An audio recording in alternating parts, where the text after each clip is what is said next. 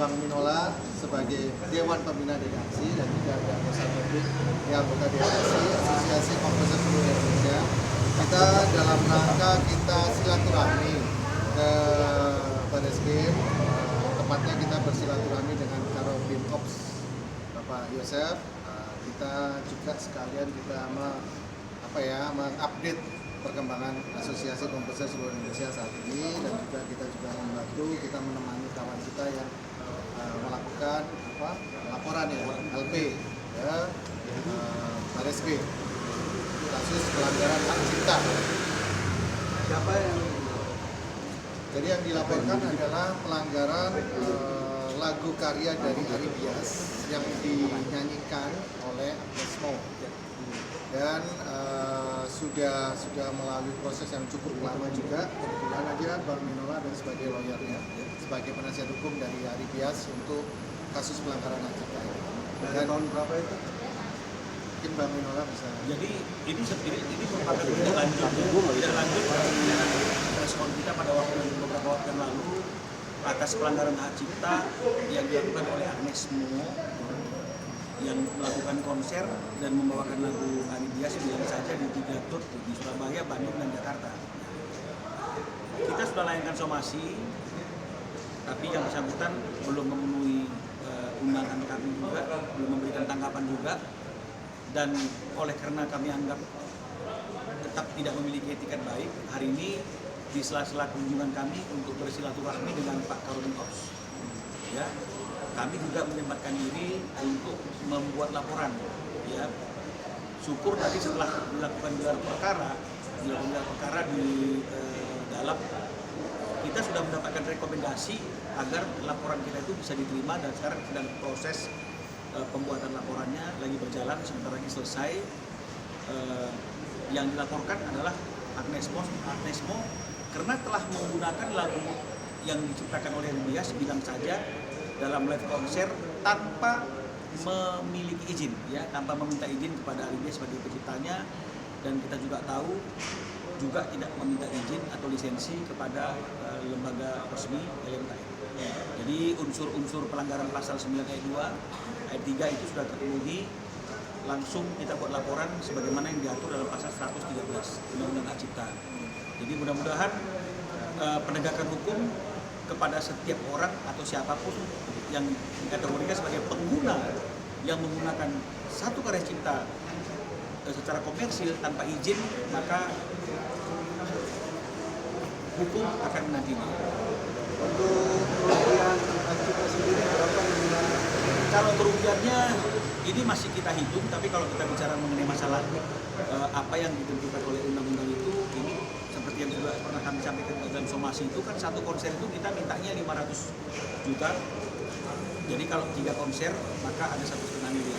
Tapi tidak menutup kemungkinan kerugian ini bisa makin bertambah besar lagi. Ini tergantung proses yang ada sedang berjalan. Berarti hanya mau doang yang dilakukan atau tim manajemennya juga gitu? Agnes Mo, karena pengguna, ya, kalau undang-undangnya kan siapa yang menggunakan lagu tanpa izin penciptanya.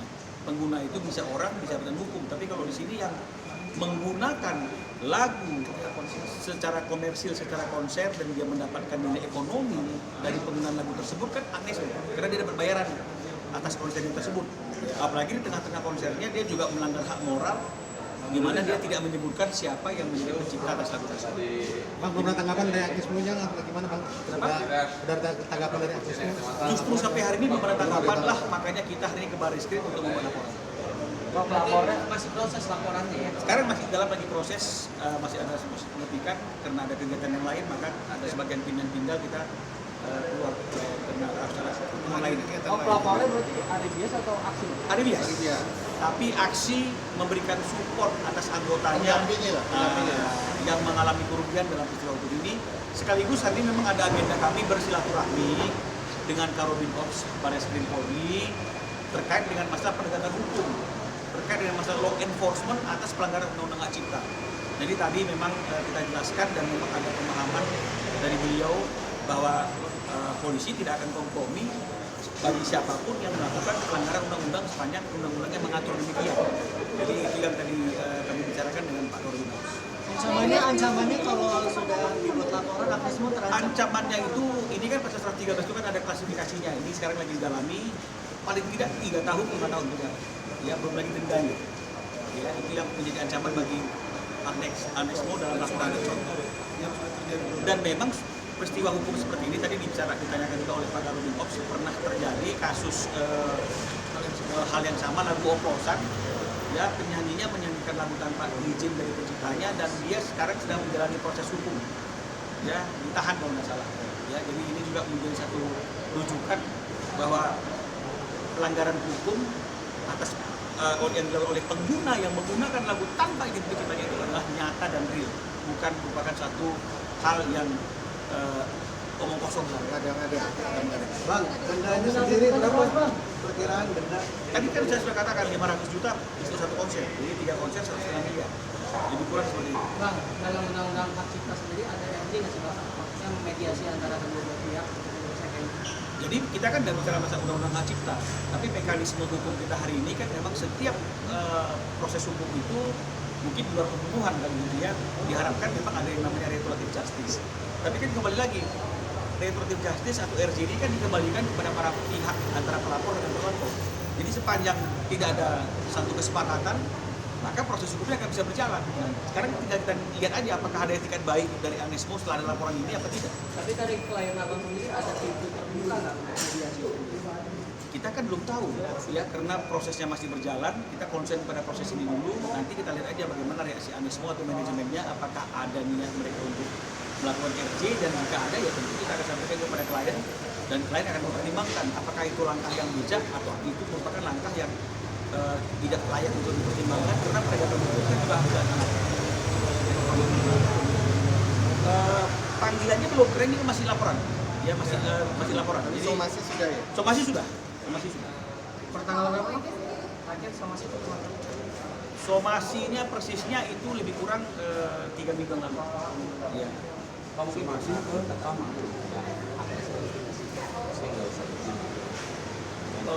Ahri juga sudah pernah menyampaikan kepada manajemen Agnes Mo, selanjutnya untuk penggunaan lagunya itu dia menerapkan sistem direct licensing artinya kalau ingin menggunakan lagu tersebut minta izin secara langsung kepada, dan ini juga disampaikan kepada beberapa artis yang lain seperti misalnya KD, dan KD taat untuk hal itu.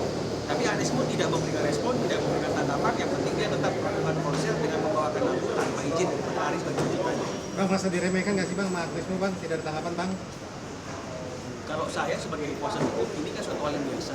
Ya, mekanisme hukum itu somasi tidak direspon itu hal yang biasa.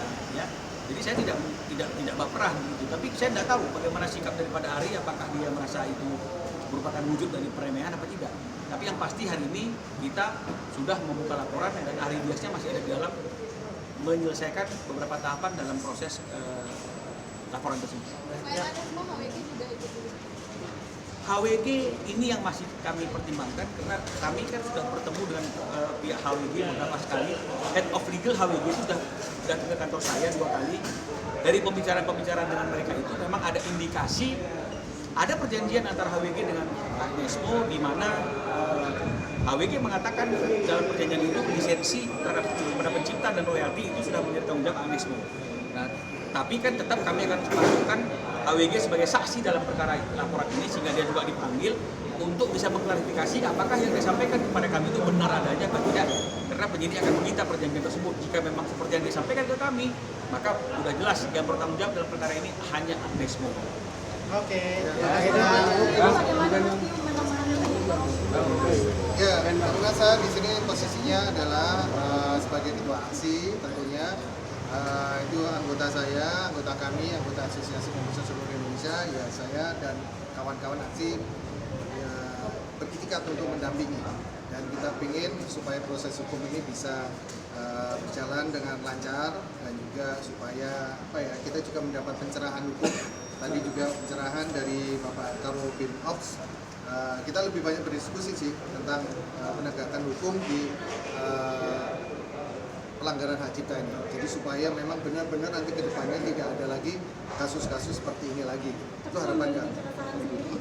Iya pastinya kita ingin bahwa hak cipta dari para pencipta lagu atau komposernya benar-benar bisa dihargai, benar-benar bisa dilindungi, dan benar-benar negara bisa hadir di dalam penegakan atas pelanggaran karya cipta. Karena selama ini boleh.